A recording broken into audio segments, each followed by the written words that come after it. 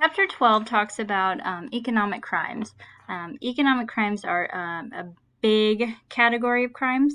When you look at that, you can break that down into blue collar, white collar, and green collar crimes. We're going to cover all of those for this chapter. Blue collar crimes, common law crimes like theft, larceny, burglary, arson.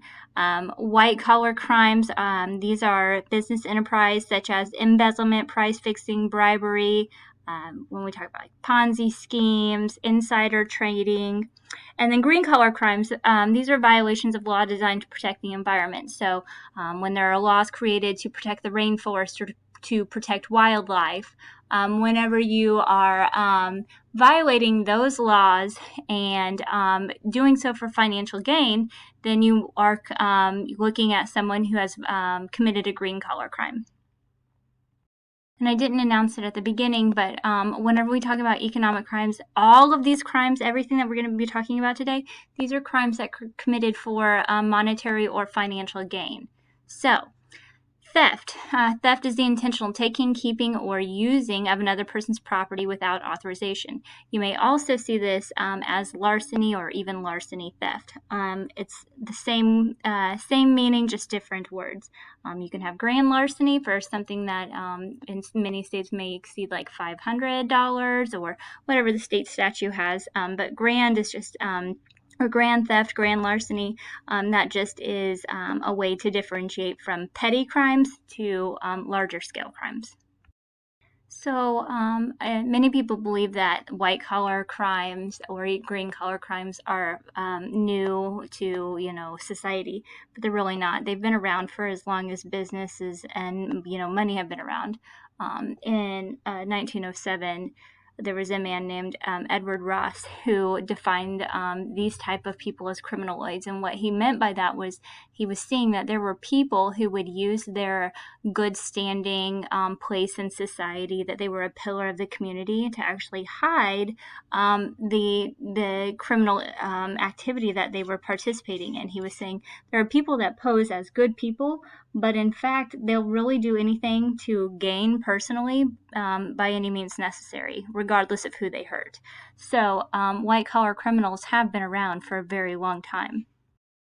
So we have occasional criminals, and when you go walk into, the Chillicothe Correctional Center, you will see more likely than not, criminals that are occasional criminals.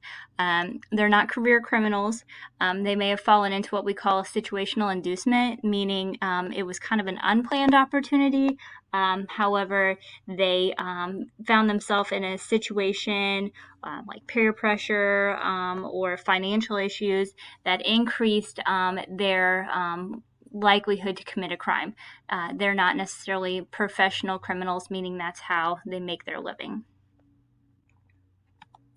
So on the other side of that coin, there's the professional criminal who is making a significant portion of their income through crime, meaning they don't have a 9-to-5 job that they're working most likely. They're making their means through criminal activity. Nonviolent forms of criminal behavior are undertaken with a high degree of skill for monetary gain. They maximize their financial opportunities while minimizing the odds of apprehension. They know what they're doing and they're good at it, and that's how they continue to make their living. So like I said earlier, a lot of this chapter is terms that I need you to understand and be familiar with. So the first one is larceny. I kind of jumped ahead of myself like I typically do. But larceny, taking for one's own use. They're taking the property of another, and it can be through force, through threats on the victim. It can be something simple from their house. But essentially, larceny is theft, and as we were discussing earlier, that's taking something that isn't yours and intentionally taking it. Something could be accidentally taken, but whenever you realize that you've taken something accidentally and you don't fix it and you don't make it right, then you've crossed over into theft. So the next one's shoplifting. Shoplifting is the taking of goods from a retail store. Many people will try and snatch goods such as jewelry, phones, things that are easily taken while they're walking around. whenever you have somebody in a store that, you know, grabs something small, and typically they're not taking massive things. You know, I told a story one time. I had a student who worked in at Walmart as an undercover shopper, and they had somebody that was trying to steal like a 65-inch TV. Those are far more uncommon situations because it's pretty hard to sneak out of a store with a 65-inch TV. So when we talk about shoplifting, it's more things that they can put into their purse or their pockets or underneath their sweatshirt. Things that are easily and quickly hidden. 65-inch TVs, not as easily hidden. Another term that you may have seen is a booster. A booster is just a professional shoplifter. They steal things for the intent of reselling it. So they're not stealing it to keep it themselves. They're stealing it to resell it. So they're boosting something. So credit card theft, I think that's pretty understandable what we're talking about here. Auto theft. You might see Grand Theft Auto, things like that. When you talk about auto theft, you have amateurs and you have professionals. You have your amateur who's stealing because they need to get away, they don't have a vehicle, maybe they need the parts off the vehicle, but they're not professionals at it. Whenever you look at what your professionals are doing, they know what type of vehicles to sell, or what type of vehicles will sell, and what type of parts are needed. So when you talk about like auto theft, you might think it's, you know, Porsches and Mercedes and very expensive vehicles that are being stolen, but it's actually the opposite. The majority of cars that are stolen are late model vehicles, and in your textbook it even lists them.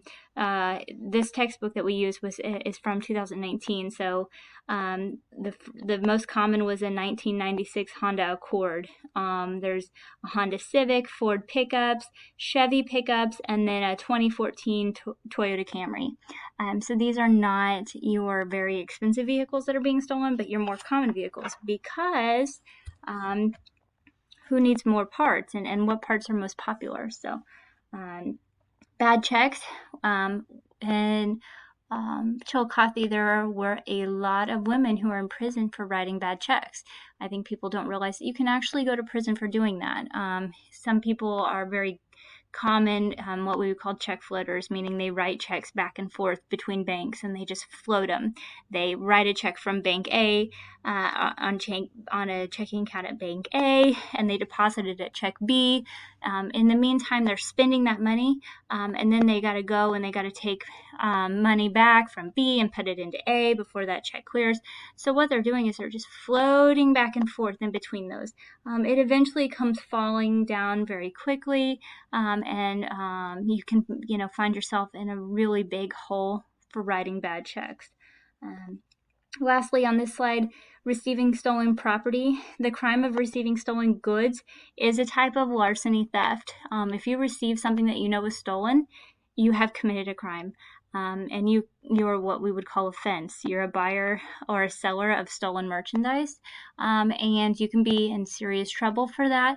I think I gave the example in one class one time that, you know, if you buy something like a swap shop and it turns out to be stolen, you know, you can be in trouble if you knew that was stolen. But even if you did not, that merchandise that you purchased will be confiscated from you, and you're not made whole. You're not, like, they don't say, okay, well, here's your money back. The police may come and take you know, whatever you've purchased, whether, you know, it was a set of tires or rims or what have you. If they find out that that's stolen, we're going to come get it from you, and we're not as concerned about making sure that you get your money back.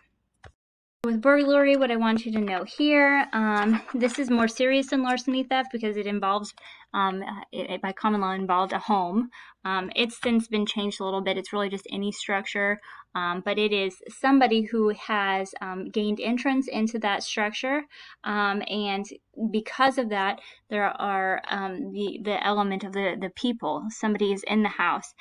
They used to occur at nighttime. More often now, they occur during the daytime hours, and they're just more serious than stealing something because typically, if you are breaking into somebody's home, you're doing so with a weapon, or you're putting the fear into those homeowners. Lastly is arson, the willful, malicious burning of a home, public building, vehicle, or commercial building. I had a member of my family that had their vehicle stolen when I was younger. And there was like a police chase and, all sorts of wonderful things that happened. And this was around here in this rural area. And so what ended up happening, they took the vehicle and they hid it in a barn. When they realized that they were kind of stuck, like what are we going to do? They lit the vehicle on fire and they burned it up in the middle of a town. So it was found pretty quickly, and the individuals who stole the vehicle were prosecuted and punished appropriately.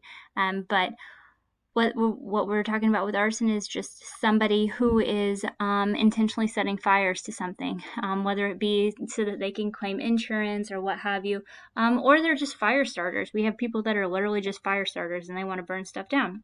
But regardless, arson is a type of blue-collar crime, and many people do commit fires or do start fires for financial gain. So as I said at the beginning, white-collar crimes, any business-related act that uses deceit, deception, or dishonesty to carry out a criminal enterprise. We have Ponzi schemes, telemarketing swindles. Ponzi schemes are your Bernie Madoffs, pretending there's money where there's not, taking people's money and embezzling it. Telemarketing, you've probably seen these kind of floating around on Facebook or, especially with older people we warn about. But that's where, somebody may call and say, you've won a prize. We need you to send us, money so that we can, get you your inheritance or whatever the story is. There was one a couple years ago where it would be like somebody would get a call and they'd say, Grandma, I'm in a Mexican jail. Please wire money so that I can get out. When their grandchildren were not anywhere in Mexico, but grandparents were very quick to respond because they thought, oh my gosh, my grandchild's in a jail in Mexico, so here, take every dollar I have. Let's see, chiseling. This is illegal means to cheat an organization, its consumers, or both on a regular basis. So really, we're just deceiving employees or consumers so that we can embezzle or take their money. Bogus repairs that were not needed or even performed. Substituting off-brand materials for, someone who's paid for name brand materials. Those are examples of chiseling. Exploitation, forcing victims to pay for services or contracts to which they had a clear right. It's just exploiting a situation to gain more money. Influence peddling, this is using one's institutional position to grant favors and sell information. So if you have somebody who's not really entitled to information, but you sell them that information because you have access to it, that would be influence peddling.